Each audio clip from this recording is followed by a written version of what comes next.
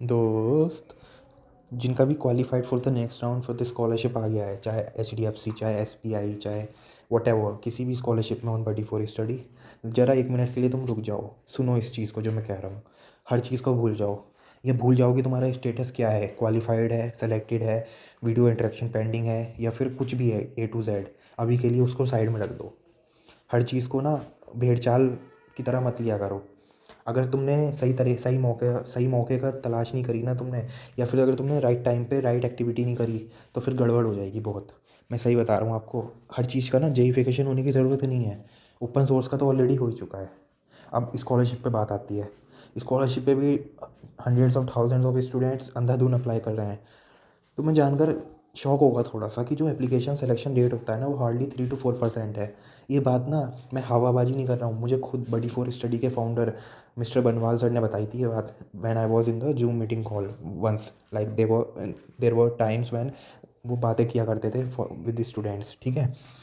दूसरी चीज़ मैं ये कह रहा हूँ कि आज के दौर में हर कोई अंधाधुन अप्लाई कर रहा है स्कॉलरशिप्स के लिए। अच्छा एक बात बताओ, दो स्कॉलरशिप, दो स्टूडेंट्स हैं, दोनों की फाइनेंशियल कंडीशन भी सेम है, दोनों की मेरिट कंडीशन भी लगभग सेम ही है, तो फिर किस बेसिस पे वो सिलेक्शन करेंगे? क्या बेसिस रहेगा? खुद सोचो, थोड़ा दिमाग लगाओ।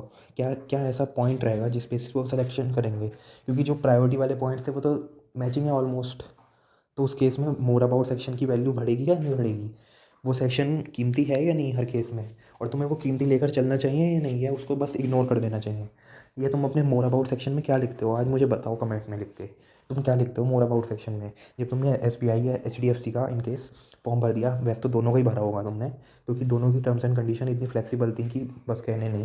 SBI की तो और ज़्यादा फ्लेक्सिबल थी। तो तुमने क्या लिखा मुझे बताओ ज़रा, कमेंट्स में बता दो। क्या लिखा तुमने उसमें कि मेरे घर पे 4 ताई हैं, 2 ताऊ हैं और 5 अंकल हैं, इस तरह से कुछ लिखा? मतलब तुमने अपने फैमिली का बायोडाटा लिख दिया उसमें, या अपनी जन्म कुंडली लिख दी? वो वर्क नहीं करेगा कभी भी। तुम्हें to the point, to the वो चीज़ लिखनी है जो तुम्हारे काम की है, जो तुम्हें अपीलिंग बनाती है।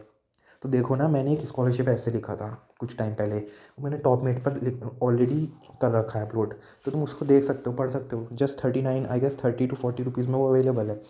तुम देखो उसे, पढ़ो, वर्ड डॉक्यूमेंट में है वो। एंड प्रॉपरली वो फॉर्मेट देखो उसका जो मैंने लिखा है। ना GPT, ना कोपायलट, किसी भी LLM या, तो वो ऐसे का जो फॉर्मेट है ना, टोटली बहुत अंडरस्टैंडेबल है, बहुत अपीलिंग है to anybody who is like, who is selecting students. And अगर जैसे तुम्हारे पास लैपटॉप भी नहीं है ना, वो लैपटॉप है तो बहुत अच्छी बात है, तुम डायरेक्ट एडिट उसे कर सकते हो अपने हिसाब से। और 200 प्लस वर्ड्स का वो ऐसे है, तुम अपने हिसाब से उसे एडिट भी कर सकते हो। एंड सेकंड थिंग इज़ कि एसेज कभी ना कभी तो काम आते ही हैं। कुछ स्कॉलरशिप ऐसी होती हैं जो डायरेक्ट जिसमें एसे की ज़रूरत पड़ती है, वरना तो तुम अपने बाई पार्ट्स करके मोर अबाउट सेक्शन में भी तो वो लिख सकते हो ना लाइन, जो एसे की लाइन है, क्यों नहीं लिख सकते मुझे बताओ। और वर्स्ट केस सिनेरियो में अगर तुम्हारे फ़ोन है ना, अगर लैपटॉप भी नहीं है तुम्हारे पास, और फ़ोन में ओपन नहीं होता तुम्हारा वर्ड डॉक्यूमेंट, हो जाता है सभी के फ़ोन में, अगर तुम्हारा फ़ोन लेट से बाबा आदम के ज़माने का है, बाबर आदम के ज़माने का है, तो तुम क्या करना कि गूगल लेंस तो होगा ना, गूगल लेंस से स्कैन करना, चुटकियों में, मिनटों में बस तुम्हारा टेक्स्ट सारा एक्सट्रैक्ट हो जाएगा, उससे कॉपी करना और मोर अबाउट सेक्शन में जितने भी वर्ड लिमिट है उसमें डाल देना। चेंजेस करने के बाद, नेम वगैरह अपना बदलने के बाद, नेम के लिए मैंने उसमें अलग से रेड वो कर रखा है मार्क, जिससे कि तुम वहाँ पे अपना नेम लिख सकते हो। तो चलो वो चीज़ तो अलग हो गई। अब सारे बच्चे ये हैं कि अब qualified for the next round के बाद होना क्या है। तो सबसे पहले मैं बताता हूँ ना, हर चीज़ का रेट रेस मत बना के रखो। थोड़ी सी सेंसिबिलिटी लाओ अपने दिमाग में कि वेट करो, पेशेंस रखो। अच्छा मुझे बताओ, जो भी मैंने स्टेटस इसके बारे में अब तक इन्फॉर्मेशन दी है, देखो मैं हवाबाजी नहीं करता। तुमने जो भी मेरी वीडियोस देखी हो या ना देखी हो, लेकिन जब से भी मैंने स्कॉलरशिप्स के बारे में बताना शुरू किया ना, A to Z इन्फॉर्मेशन दी है अपने चैनल पर, right from the A to, like applying guide step by step.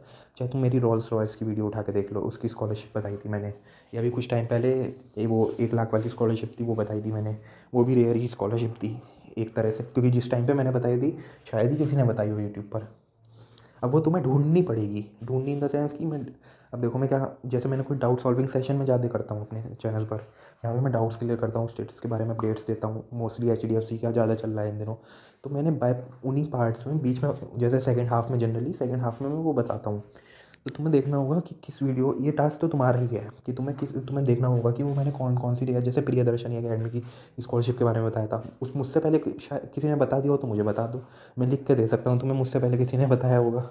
और एक दो स्कॉलरशिप्स तो ऐसी हैं जो अभी तक किसी ने बताया ही नहीं है, उसमें हमारे ये चैनल के सब्सक्राइबर्स को मिल भी गई हैं वो स्कॉलरशिप्स। तो देख रहे हो ना, अभी तुम्हें ये सब हवाबाजी लग रही होगी, मगर जब तुम गो थ्रू करोगे ना मेरी वीडियो से, तब तुम्हें अंदाजा होगा कि कितनी यूज़फुल इन्फॉर्मेशन मैं देता हूँ, कितनी काम की इन्फॉर्मेशन है। बिल्कुल गोल्ड माइन है आज के टाइम पे वो। मैं तो देखो तुम्हें शावल दे रहा हूँ, तुम्हें गोल्ड माइन तो खुद ही यू नो वो उसे इंग्लिश में क्या कहते हैं, I have made the shovel for you but only you can dig the gold mine, तो वो वाली बात है। और एक चीज़ और है कि जो जैसे स्कॉलरशिप्स ही नहीं है, बहुत सारे अदर तरीके भी होते हैं साइड हसल्स के, तो वो भी, जैसे मैंने ई बुक्स लिखी, मुझे उससे भी अर्निंग हुई। इनफैक्ट मैंने रेडिट से भी अर्निंग की, वो तो मतलब इतना ऐसा तरीका था, मैं क्या बताऊँ, कोई सोच भी नहीं सकता। तो वो तो अभी तुम्हारे सिर के ऊपर से जाएगा अगर मैं बताने भी लग गया रेडिट वाला तरीका तो, क्योंकि वो आएगा ही नहीं किसी के दिमाग में। तो अभी तो ई बुक्स का देखो क्या है कि मैंने ई बुक से भी की अर्निंग, मैंने 4 ई बुक्स लिखी थी, अमेज़ोन पे लिस्ट भी की है, अबाउट सेक्शन में भी है मेरे यूट्यूब चैनल के, तो वो मैंने ही लिखी हैं, ठीक है। तो उससे भी हुआ। इनफैक्ट यूट्यूब का तो आपको पता ही है, अभी जस्ट हुआ ही है, तो हाइप ज़रूर कर दो, मोनेटाइज हुआ ही क्या है ना मेरा चैनल। तो धीरे, क्योंकि छोटे क्या होता है ना, हाइपिंग पे क्या होता है, पॉइंट्स मिलते हैं।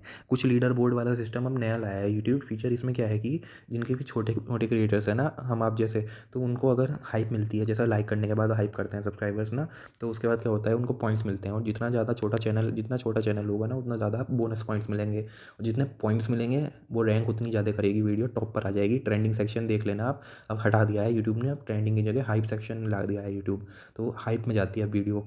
तो उससे क्या होगा कि हाइप हो जाती है वीडियो, तो जितना छोटा चैनल उसे उतने ज़्यादा पॉइंट्स। और 5 लाख सब्सक्राइबर से कम वालों के लिए ये है फीचर, 5 लाख का, जिससे ऑडियंस बेस जिसका 5 लाख सब्सक्राइबर से बड़ा है ना, उसके लिए तो ये फीचर ही नहीं है। तो ये फीचर का सोल इंटेंट ये है कि it will help small creators grow bigger and bigger, and genuine creators को भी मौका मिलेगा, बिकॉज इसमें तो ऑडियंस का कंट्रीब्यूशन है ना डायरेक्ट।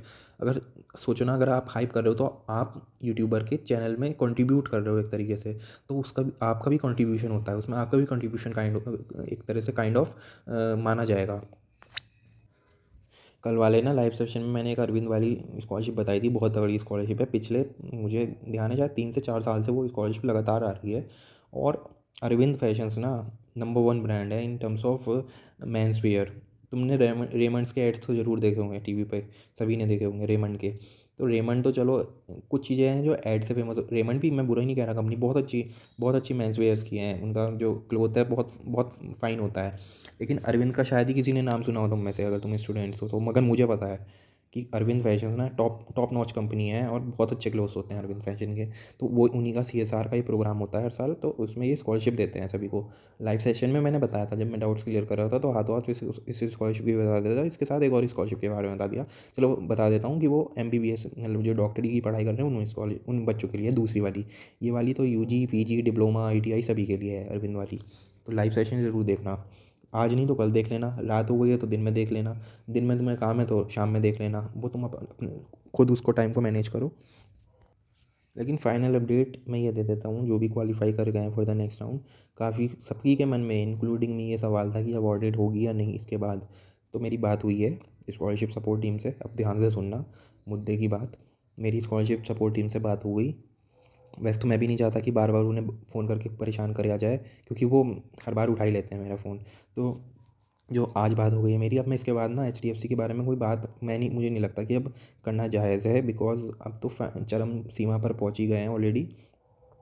तो इसके बाद का ये अपडेट होगा, उन्होंने बताया भी है कि जो अवार्ड अभी अंडर प्रोसेस है ये चीज़, एंड अवार्ड के लिए अभी हो सकता है इंटरव्यू हो जाए। वो वीडियो इंटरेक्शन अलग चीज़ होती है, इंटरव्यू अलग चीज़ होती है, तो हो सकता है वो भी हो जाए। अभी सिर्फ डॉक्यूमेंट वेरीफाई होंगे, क्लियरली उन्होंने मुझे बोला है ये चीज़। डॉक्यूमेंट अपलोड हुआ है अब तक, जो भी उन्होंने मुझे बताया, उन्होंने सीधे बोल दिया डॉक्यूमेंट अपलोड। मैंने घुमा फिरा के भी बात की कि डॉक्यूमेंट तो वेरीफाई हो गए होंगे, तभी तो selected for the next round आया, या फिर qualified for the next round आया। निकलवा मतलब मैंने बाल की खाल निकालने की कोशिश की, मगर उन्होंने क्लियरली कह दिया है, इसी बात पर उन्होंने क्लियरली कह दिया है कि अभी डॉक्यूमेंट्स वेरीफाई होंगे। सो बस यही है। चलो बाय बाय गाइस, मेरे चैनल आगे हमेशा को सब्सक्राइब कर दो अभी के अभी, वीडियो को लाइक कर दो और हाइप कर दो। ओके दोस्त।